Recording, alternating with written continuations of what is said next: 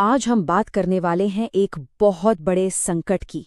एक ऐसा संकट जो ब्रह्मांड को लेकर हमारी पूरी समझ को हिला रहा है।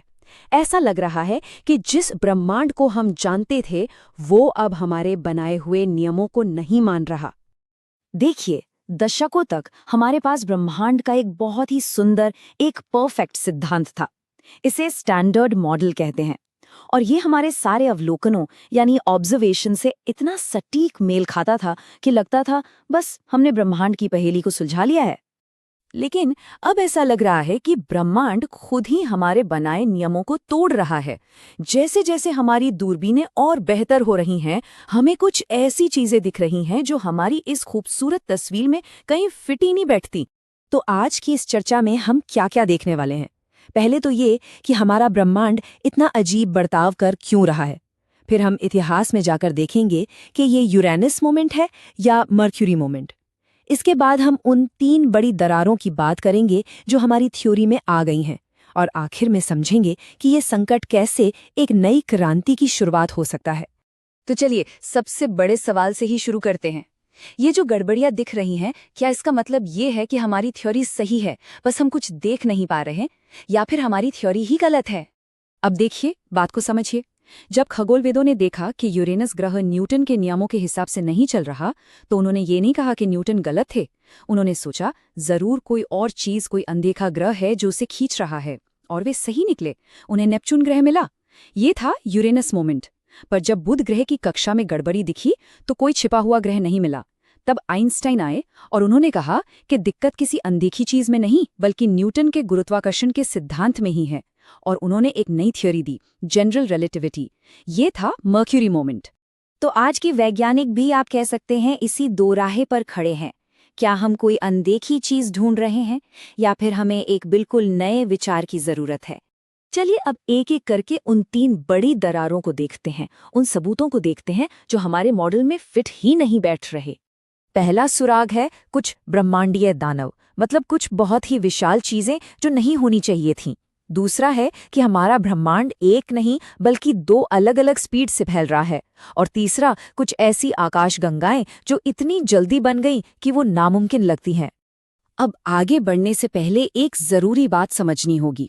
कॉस्मोलॉजिकल प्रिंसिपल, ये बड़ा फैंसी नाम है, पर इसका मतलब बहुत सीधा सा है कि अगर आप बहुत बड़े पैमाने पर देखें तो ब्रह्मांड हर जगह, हर दिशा में एक जैसा ही है।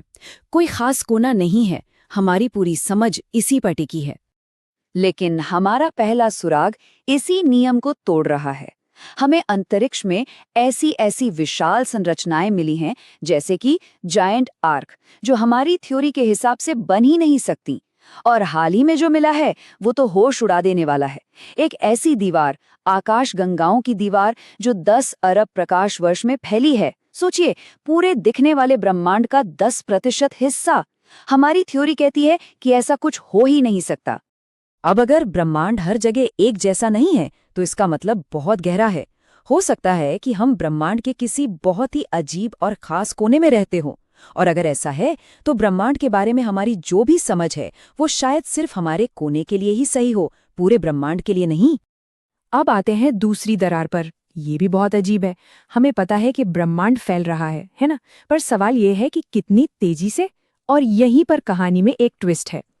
हमारे पास इसे नापने के 2 एकदम पक्के तरीके हैं। एक तरीका हमें अतीत में झांकने देता है, बिग बैंग की शुरुआती रोशनी को देखकर गति बताता है, और वो कहता है कि स्पीड है लगभग 67। दूसरा तरीका हमारे आसपास के ब्रह्मांड को देखता है, और वो कहता है कि स्पीड है लगभग 73। दोनों तरीके बहुत सटीक हैं, सालों से परखे हुए हैं, फिर भी जवाब अलग अलग है। ये कैसे हो सकता है? और अब वो तीसरा सुराग, जो सबसे नया है और शायद सबसे चौंकाने वाला भी। ये आया है जेम्स वेब स्पेस टेलीस्कोप से, जो एक तरह की टाइम मशीन है और ब्रह्मांड के बचपन में देख सकती है।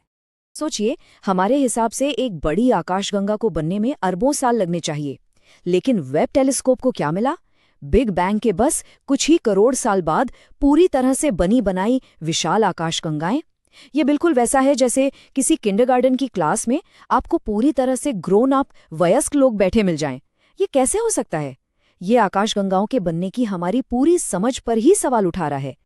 तो ये 3 बड़ी दरारें तो हैं ही, विशाल संरचनाएं, ब्रह्मांड की दोहरी गति और असंभव आकाशगंगाएं। और देखिए, बात सिर्फ इन 3 चीजों पर खत्म नहीं होती, दिक्कतें और भी हैं, जैसे लिथियम की पहेली या डार्क मैटर जो वहां नहीं मिल रहा जहां उसे होना चाहिए। और तो और कुछ संकेत मिल रहे हैं कि डार्क एनर्जी, वो रहस्यमयी ताकत जो ब्रह्मांड को फैला रही है, शायद हमेशा से एक जैसी नहीं थी। तो इन सब दरारों और पहेलियों का मतलब क्या निकालें? क्या हमारी सारी समझ गलत है? क्या विज्ञान एक तरह से फेल हो रहा है? असल में इसका ठीक उल्टा सच है। विज्ञान में जब ऐसा संकट आता है ना, तो ये एक बहुत अच्छा संकेत माना जाता है। इसका मतलब है कि हम कुछ बहुत बड़ा सीखने वाले हैं। ये बहसें, ये असहमति, यही वो चीजें हैं जो विज्ञान को आगे बढ़ाती हैं और बड़ी क्रांतियों को जन्म देती हैं। ये सारी गड़बड़ियां, ये सारी दरारें, ये दरअसल ब्रह्मांड है जो हमें चीख चीख कर बता रहा है, तुम्हारी कहानी अधूरी है, अभी बहुत कुछ जानना बाकी है। हम एक बहुत बड़ी खोज की दहलीज पर खड़े हैं। तो सवाल फिर से वहीं आ जाता है, क्या हम कोई यूरेनस मोमेंट की तरफ बढ़ रहे हैं जहां हमें कोई नई चीज मिलेगी जो सब कुछ समझा देगी, या फिर हम एक मर्करी मोमेंट की ओर जा रहे हैं जहां हमें एक पूरी तरह नई थ्योरी, एक नए आइंस्टाइन की जरूरत पड़ेगी? जवाब जो भी हो, एक बात पक्की है, ब्रह्मांड की कहानी अभी बहुत रोमांचक होने वाली है।